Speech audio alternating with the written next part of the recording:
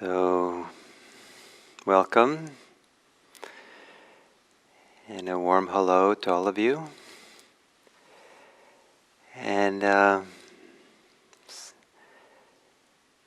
sometimes in seeing all the locations where people are sending in their greetings on the chat, I have a very vague imagination of having a globe in front of me and having lines drawn between all the places that are named, and take into account all the places that are not named, and it would be quite a net, quite a interconnected net of community of people with similar interests sitting here to meditate and doing a practice which I believe brings out the best in people. And so it's a wonderful act of imagination, and that is the topic for this week, the ways in which imagination can support meditation rather than detract from it. In a certain kind of way, if we don't use our imagination, then we get used by it. But it's not just our own imagination we get used by, but there's a lot of people who are trying to hijack our imagination or plant images and ideas in our mind. Advertisers, politicians, all people who are providing us with imaginary scenarios that sometimes are done very cleverly to really kind of penetrate deep inside of us, and then they remain, and we're used by them or influenced by them. And it's also possible to use our imagination creatively and use it for the purpose of meditation. And it takes wisdom to do that, it takes skill to do it in a way that actually supports the mind to wake up, to be present, to become stable. And then at different levels of stability, of stillness, different forms of imagination might come into play. So that if you hear different instructions for imagination, some of them might not work for you either because you don't have a reference point for them, or because they belong to different degree of stability either than you have, maybe less or more, something. But the Buddha certainly in his teachings are filled with what could be called images of the imagination, images of similes, ideas. And a basic one for meditation is the idea of sitting as stable as the earth, or sitting as firm as a pillar that it's planted deep in the ground, so it's not going to wobble at all. Or being as calm as a surface of a still lake. And it goes on and on, these kinds of images that Buddha uses, which are tapping into the imagination. And I'll say this later, but part of the purpose of this tapping into the imagination is because the imagination itself is tapped into so many different aspects of our inner life, to our emotional life, our physical life, kinesthetic life, to our motivational life, to our thoughts and memories and things. And so imagination somehow has a capacity to contribute to the unification, the integration that is samadhi, as we're getting more present and more collected in meditation. The process of meditation is a process of collectedness or unification, or some people like to use the language of becoming whole. And imagination can be in the service of that because of what it evokes within us. It's certainly not true for everyone, and people have different ranges of relationship with imagination.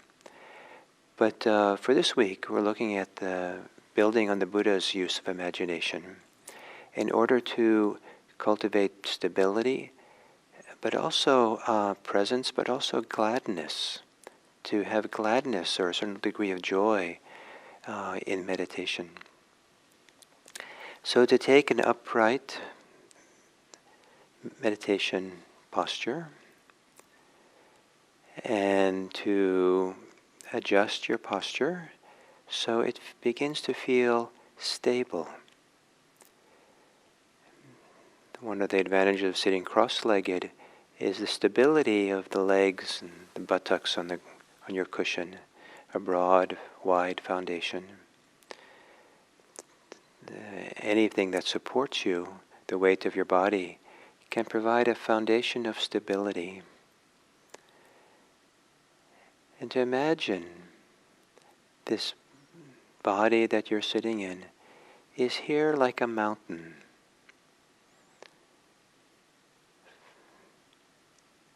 Stable, strong, unfazed by the wind that blows by or the clouds that wash over.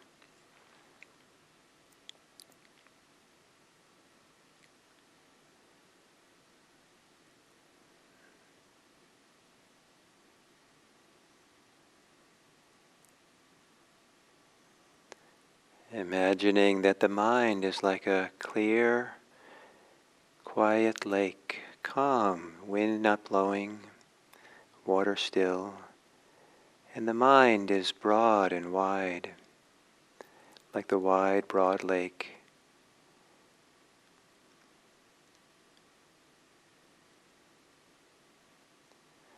And imagining the heart is like a full moon,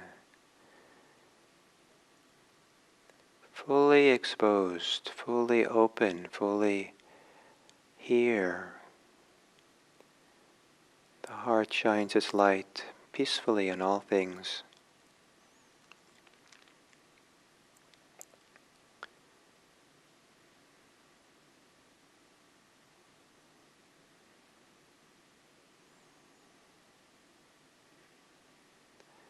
And then the Buddha uses an image for tuning into the breathing.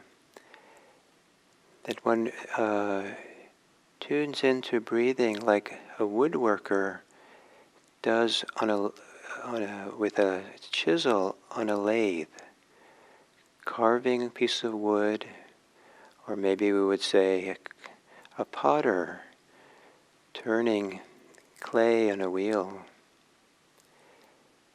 And to make this contact with something which is moving around in a circle, the cycles of in-breath and out-breath. And this image of someone working a lathe or working clay on a wheel is partly an image of making contact and keeping the contact there. So to take gently with this contact with the body breathing, taking a few long, slow, deep breaths.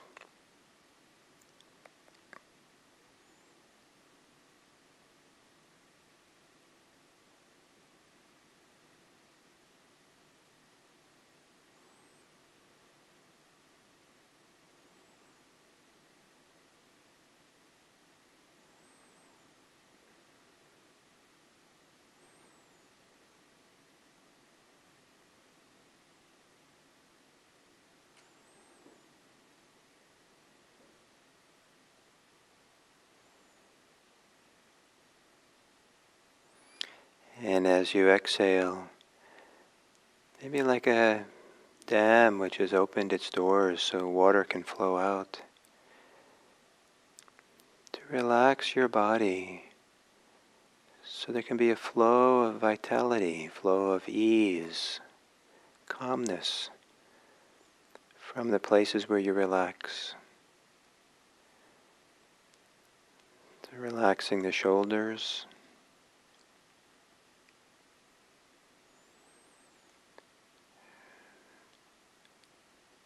relaxing the arms and the elbows, hands.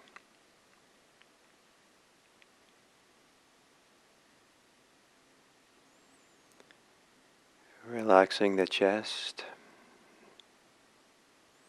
the belly.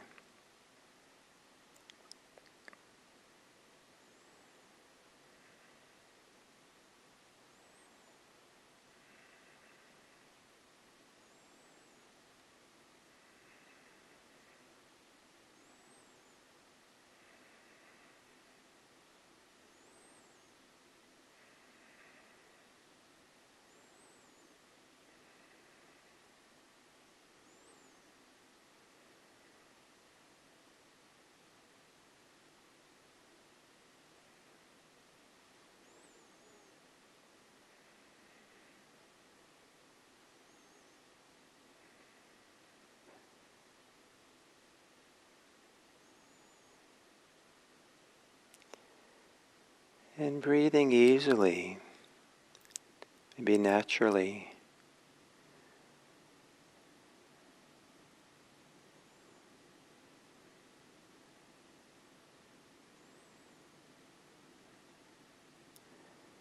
As if the piece of clay now has become smooth and round bowl on the wheel. And it just feels light and smooth and easy to allow the turning of breathing in and breathing out.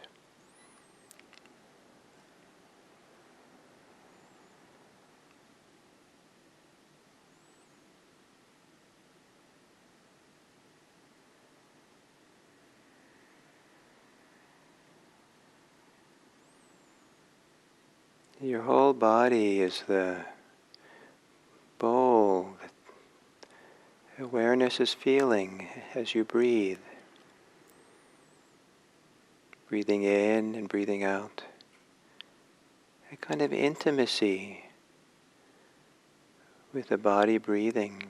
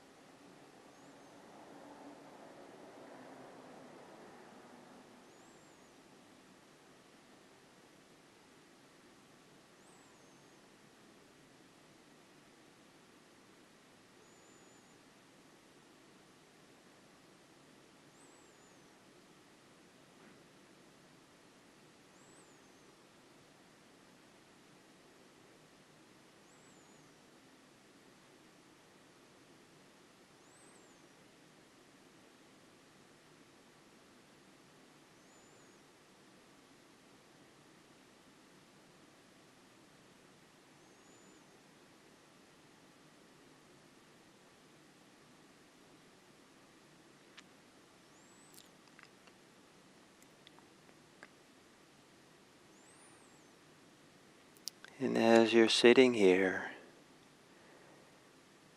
bring to mind,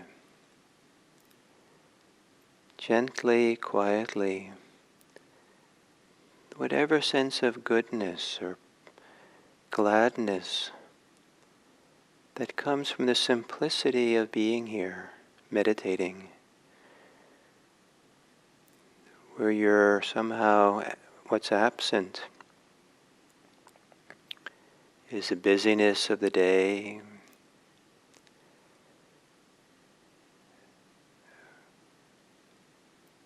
what's absent is the challenges of the day,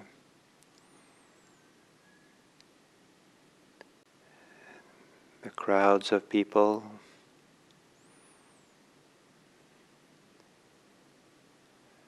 driving in traffic.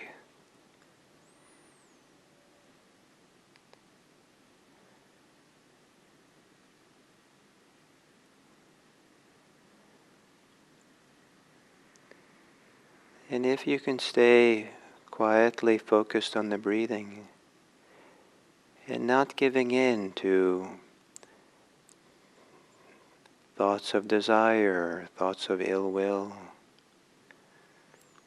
thoughts of anxiety and regrets, thoughts of doubt,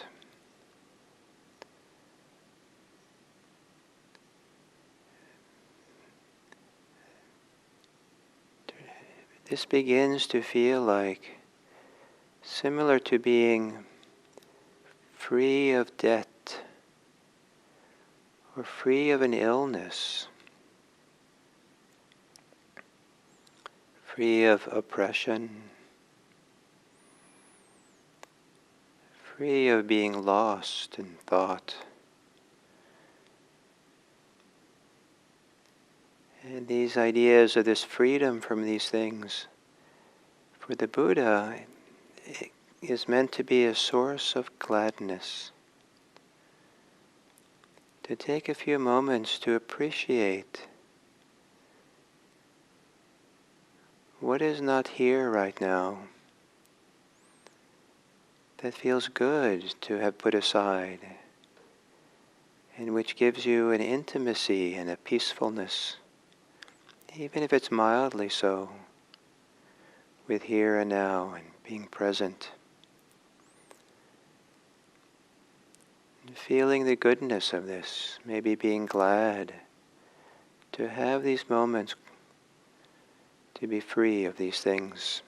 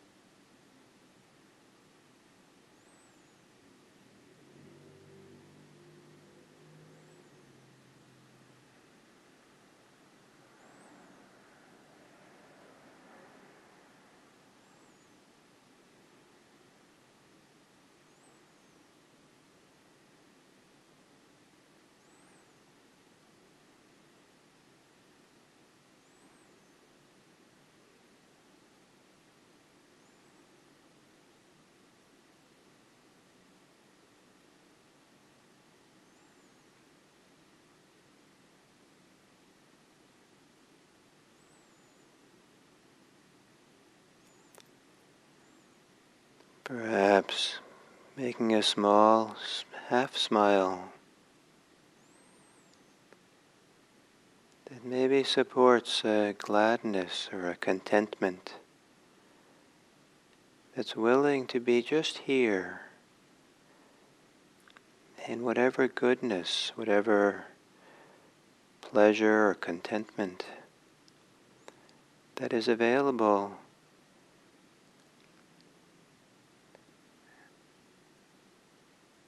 as you turn the wheel of breathing in and breathing out.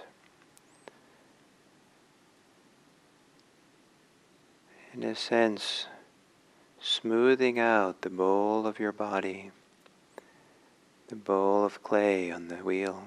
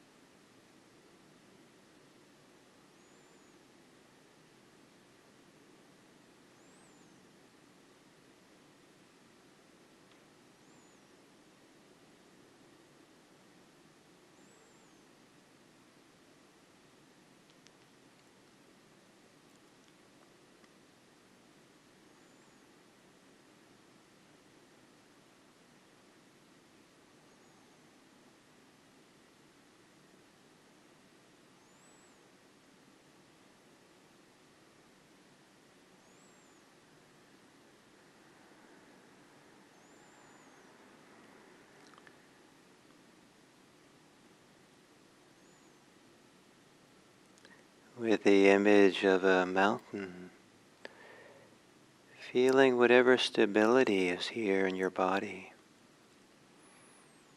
resting in that stability as if you're a mountain.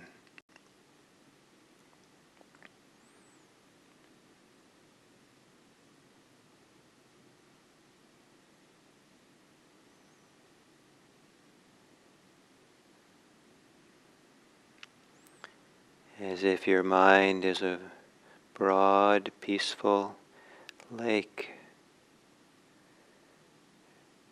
Feel whatever ways the mind might be that way, broad and still, even if there are some waves on it.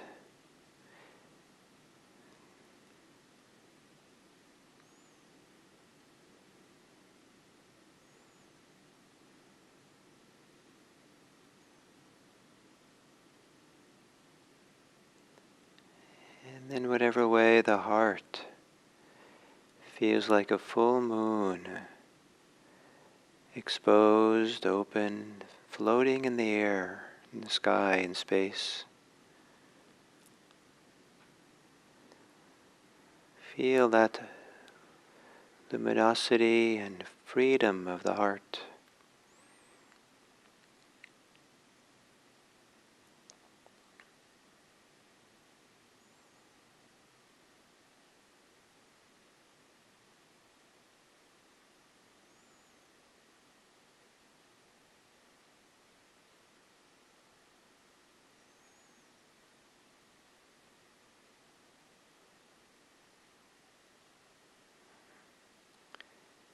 And the breathing like a gentle breeze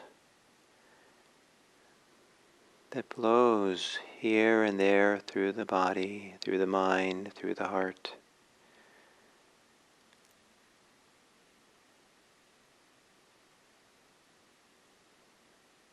Connecting you to stability and stillness,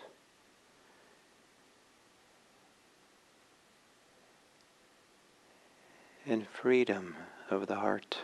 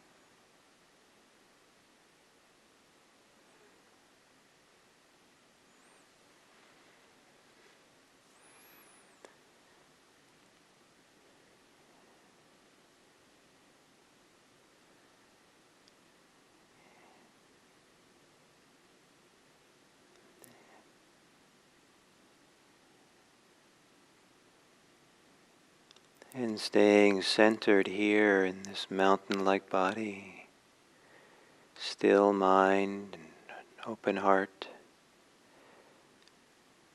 Open the awareness up out into the world, as if the stability spreads out from the place you're sitting out across the surface of the lands. As if a peaceful stillness spreads from your mind out across the air and across the seas.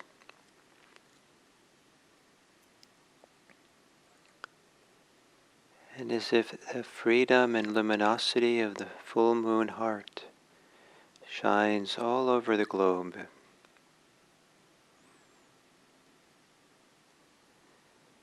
And you, for a few moments, undisturbed by the suffering of the world. But in this undisturbed way, Perhaps you can tap into a heartfelt wish of compassion, care, wish for the welfare of all beings.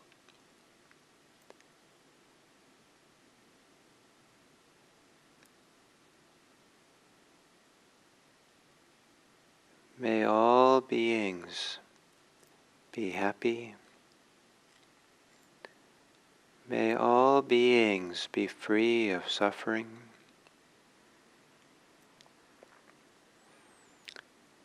May all beings be safe from all forms of harm, physical, mental, emotional.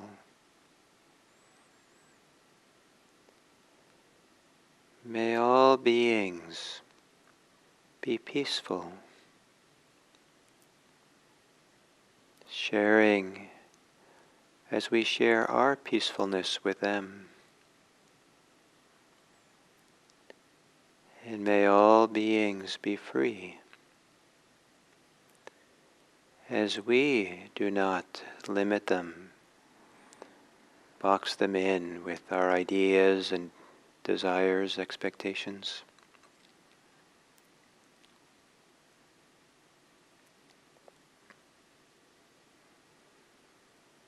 May the benefit of this meditation together spread out into the world for the welfare and benefit of all beings. And may it do so through our deeds of body, speech, and mind. May today be a day for spreading, for caring for the welfare of others.